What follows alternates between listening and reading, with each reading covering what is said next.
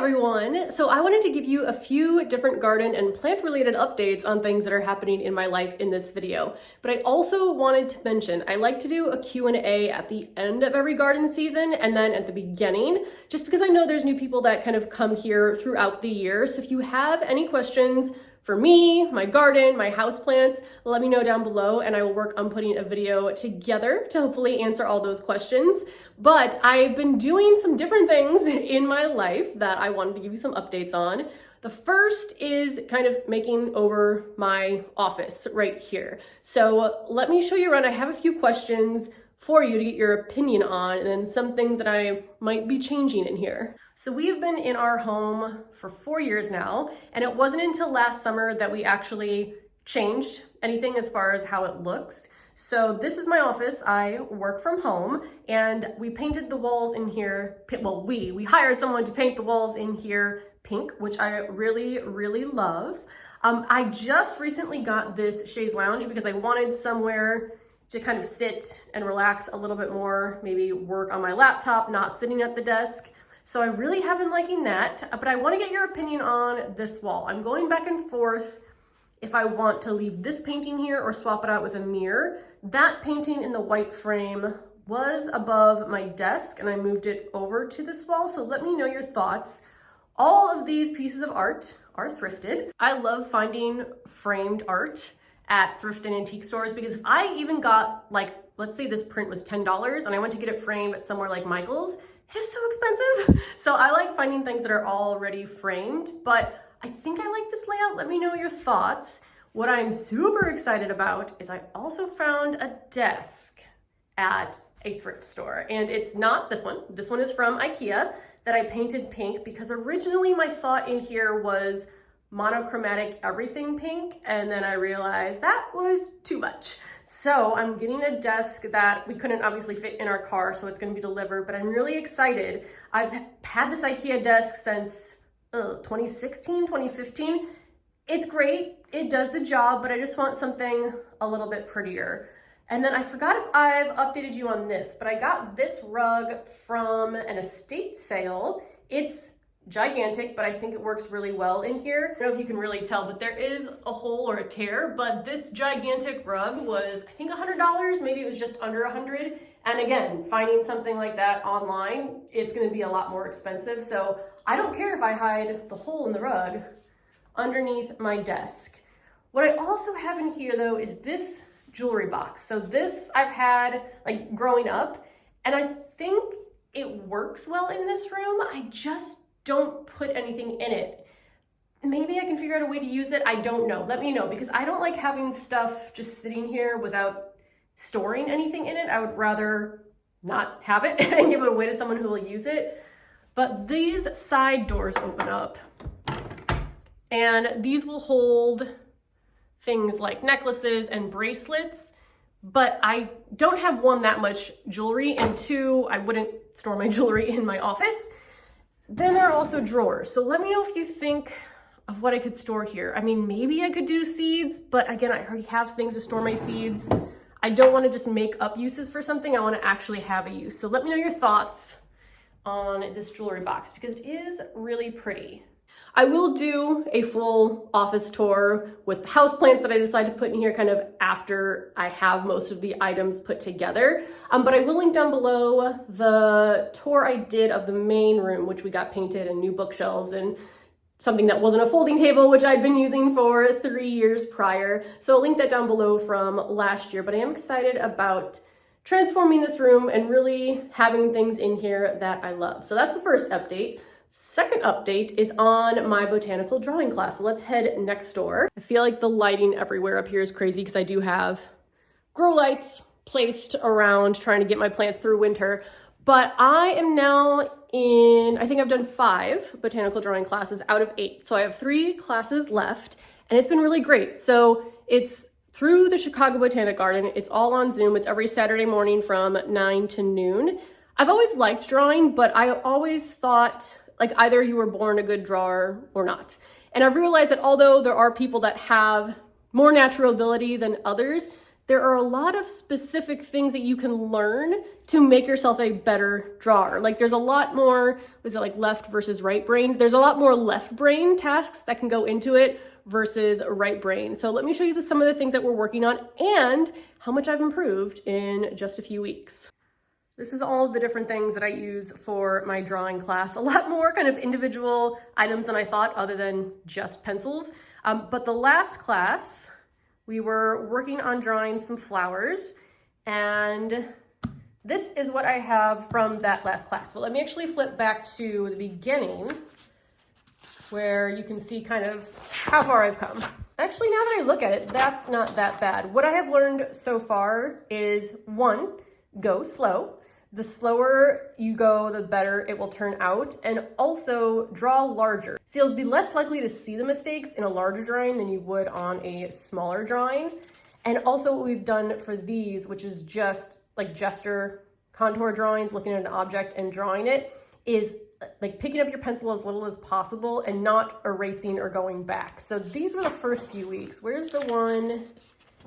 Yeah, so let me show you this. Where I've noticed a biggest change is my ability to shade. So this was a lemon, and I think you can tell it's just not the best. Like it's just, I couldn't really figure out where to put the different colors of pencils and all of that. So this was my first shading attempt. And then just 1 week later, so this is just 1 week later, and obviously this is an apple, and I think that's a huge improvement from 1 week to the next.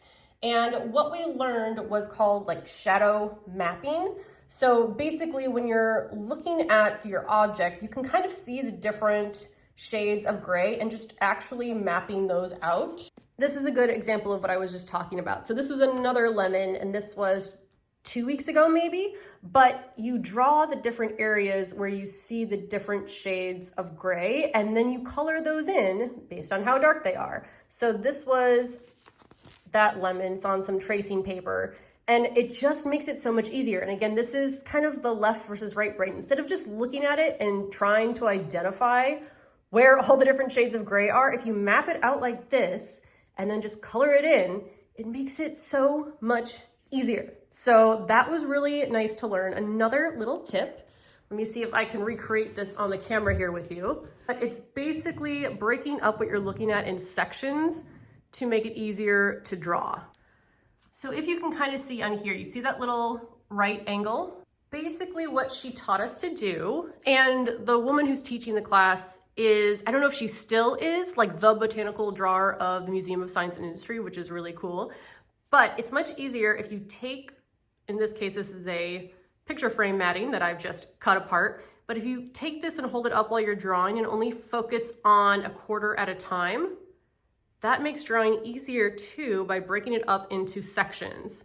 So I feel like those are the 2 main tips that have really helped me so far in the drawing class. And again, just looking at that shading example, I, on my first pass, was like, oh, I'm terrible at shading. But then you learn those tricks and it makes it so much easier. So the mapping out the shading and then breaking your objects up into smaller pieces has been game-changing for me. But I really like this class. It's so much fun, and I think sometimes I don't know, maybe you are not like this, but I think like spending time on a hobby almost seems wasteful, or like there's so much more productive things I could be doing than just sitting down and drawing flowers for, well, no reason. But the reason is it's something I really enjoy. I'm learning a new skill and I'm just having fun. I will link down below the list of all the adult classes. Not sponsored, paid for it myself, but the Botanic Garden has a ton of great classes both on Zoom and in person.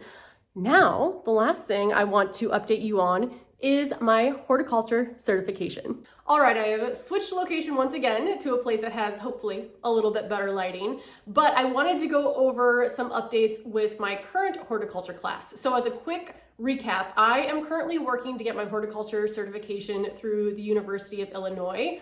With the program that I'm doing, it's 4 classes total to hit the credit hours. I'm currently in my 3rd semester, and I've been doing 1 class a semester just because with like work and timing and everything else, 1 class is pretty much all I can handle each semester. But it is a class with like normal students. And by normal students, I mean, you know, people in undergrad and graduate degrees. So that's been very fun to get to interact with other people. But the class I'm taking this semester is called Urban Agriculture, which I thought would be perfect since I garden in Chicago. The first semester last spring was a great kind of introductory class, Hort 100, where I feel like I knew like 75% of it going in, but I also did learn a lot. And that was more about like the science behind plants. And that was great. I would say, and I was talking to my professor of that one, if you're looking to become a master gardener, she was saying it doesn't really make sense to get like both separately because they do kind of cover the same thing, unless you just want to be able to say you are also a master gardener. But Horticulture 100 was very similar in terms of what you would learn in a master gardener class. Then I took a class on biodiversity and aesthetics, which was around garden design, which was great. And then now I'm in the urban agriculture class. I think I'm in week 6. So I am 1/3 of the way through, and so far I have an A+. We'll see how that goes. But there's a lot more interaction in this class than there were in my past few classes. So we actually have to be online at a certain time. We do group projects, we do group breakouts. And although that does get me out of my comfort zone, it is nice, like I said, to kind of be able to talk to other people. But I wanted to go over some of the interesting things I've learned so far, because there are some things that were very new and surprising to me. Each week we kind of focus on a different topic. The overall topic of the course is how to create urban agriculture that is sustainable. One of the major issues that comes up every week is the view by city officials of urban agriculture being a temporary use for vacant land until somebody wants to come and develop it. And in order to actually have urban agriculture that is sustainable, you want to be able to have that around for more than just a few years. So changing the way people in charge view urban agriculture and putting in areas in the city where that land is specifically for that use and there isn't the risk of someone coming in and developing it. That's been one of the major kind of pain points of urban agriculture. But some of the more specific things we learned. So for example, we learned in our week about soil. This is probably not going to be a surprise, but a lot of urban soil is contaminated. And there are there's called Urban Growers Collective, which is an urban farm in Chicago. They don't even grow in the ground. So everything is in like raised beds with potting soil. Nothing grows directly into the soil in Chicago. Obviously, for me, that's not an issue because I use potting soil in bags, but it is something to think about. And I've been wondering if I want to go ahead and get my parkway tested just to see. And it's a different test between like just the soil analysis versus what kind of heavy metals or contaminants might be in it. So I'm kind of going back and forth on that, although I don't grow edibles in my parkway. So that's not really, again, a huge issue for me consuming anything from the soil. One of the major contaminants is lead. And what I learned from that week that kind of stood out and was interesting to me is that although, just to emphasize, no consumption of lead is good. Like there's no recommended amount of lead to have in your diet.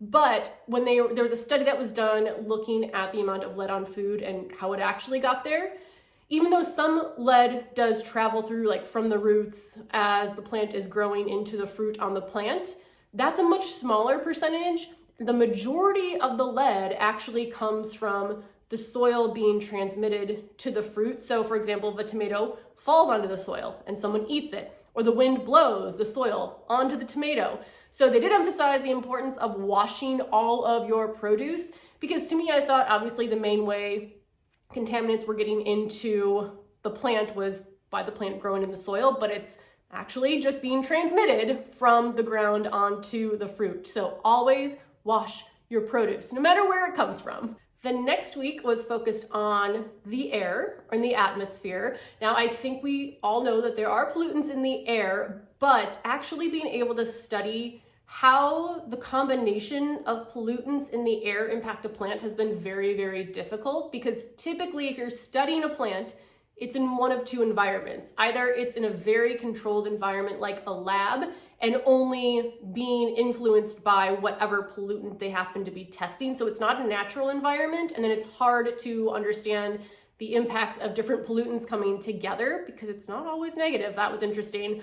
And then the other environment is that it's out in the open, but then there's so many pollutants, the levels change every hour. It's hard to know which of the pollutants is causing which impact. So it's just been a very difficult area to study, to say that with these 5 pollutants, it does this to the plant, but then with these 4, it does this. So that was definitely something that I didn't really think about, but made sense when they explained it. But something that was completely new to me is that different pollutants might actually, like one pollutant might decrease the impact of another pollutant. So the ones that they talked about specifically in the studies that we were reading were ozone, which is O3. I didn't know that was O3. And then nitrogen oxides. And I'm looking at my notes here so that I don't say this incorrectly. But in urban areas, high levels of nitrogen oxide can actually inhibit ozone production. So there was a study and they were looking at a map and kind of going from measuring the ozone from rural areas to more urban areas. And because of the high levels of the nitrogen oxide, it was actually lower levels of the O3, which was, again, kind of mind-blowing to me that you would just assume that more pollutants coming together would have more negative impacts, but sometimes 2 pollutants can offset the impact of one another. So that was very interesting to learn. The other thing that I thought was exciting from that week is understanding how growing seasons can be a little bit longer in urban areas because of the difference in temperature between urban and rural areas. So I'm going to put the chart up so you can see what it is that I'm talking about. This is definitely something I've experienced, but seeing it laid out this way just made it make a lot more sense. But basically in urban areas, surface temperatures are hotter during the day. So this chart that I'm looking at, the solid line is surface temperature, the dotted line is air temperature, orange is during the day, blue is at night, and then the lower axis is showing you like what areas they're looking at. So it goes from rural all the way to downtown and back to rural. So surface temperatures are hotter during the day in urban areas, which makes sense because all of the buildings and the pavement are absorbing that heat.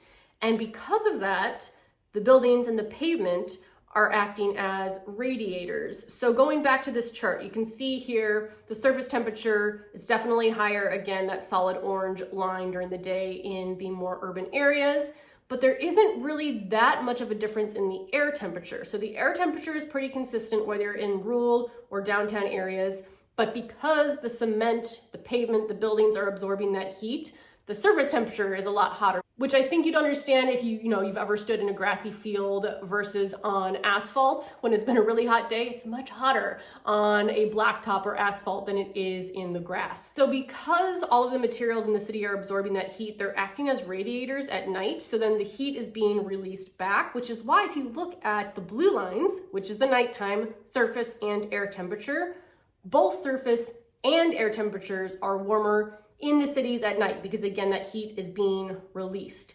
So because of that, usually the growing seasons can be a few days longer in urban areas. It comes back to microclimates where even different areas in Chicago, for example, or even different areas in our decks or our yard can have longer or shorter seasons just depending on the microclimate in that area. But that's why you might tend to have slightly longer growing seasons in urban versus rural areas that are right next to each other. So I thought that was really interesting. And again, it's something I've noticed, but didn't really have all of the studies or the materials to look at to kind of understand that concept. And then there was recently an article or research paper that was released that I saw a bunch of articles cover. And the reason I was made aware of them was because on Instagram, a lot of gardeners were sharing these articles in their stories. And the way that the articles that covered the research paper kind of presented it was that carbon footprint of homegrown food, which is not accurate, or food grown in urban areas has a higher carbon footprint compared to traditional agriculture. And again, the way that it was presented in the articles about it really made it seem like the solution is to not grow your own food, don't grow food in the cities, and just rely on traditional agriculture that already exists. I was able to get access to the original case study for free through my school email. And luckily, we had to do a case study on a research paper of our own choosing. So I chose that one. I'm putting it together right now, a presentation, and I've definitely had people interested on Instagram to learn more about what the paper actually says. So I'll make a whole video on that and share it with you in case you have come across these articles. But I just thought it was very interesting once I was able to actually read the case study, the difference between what the case study said versus what the people who were covering the case study were representing it to have said. So I'll have that video coming soon, but I'm loving this class. I would say that the class I'm in now isn't so much like how to garden, how plants work. It really is kind of talking about this social issue of urban agriculture, some of the challenges with it, and then how to fix those challenges. So I'm really loving it, even though it kind of is taking me away from like how to garden topics. But it is really interesting. I'll continue to share more with you as I get through the course. Like I said, I am about a third of the way through right now. So I just want to give you all those updates because I feel like there are a few different things that I'm doing. And a lot of the time in my videos, I'm doing one specific tasks, so it kind of gets lost in everything. But I wanted to keep you updated. So if you are interested in getting your horticulture certification, I'm getting mine. I don't know exactly what I'm going to use it for. Like I don't plan to transition careers, but you never know where life is going to take you. But I really, right now, I'm just doing it for myself. I wanted to learn more about horticulture in general. You know, I'm a self-taught gardener or a self-Googled gardener because that's where I get most of my information from, is by looking it up on Google and finding articles or videos. But I want to learn more of like the science behind it, some more of these larger issues. And it's been really, really great. I've learned so much so far. I will say on the other side, though, it is expensive because it is paying like a regular college credit. It's more expensive to do this than it would be just to get your Master Gardener's certification. So I had the time, though. I was able to pay for the classes. So I think it's worth doing and it's been really fun. But again, I don't know like long term what the plan is other than to be able to say, I am horticulture certified. So I'll keep you updated on how the class goes and then one more semester and I should be done with my certification. But that's everything for this video. Let me know if you have any questions. Let me know if you have any questions from things I'm doing in this video and also for a Q&A for the beginning of this season. And I will see you soon.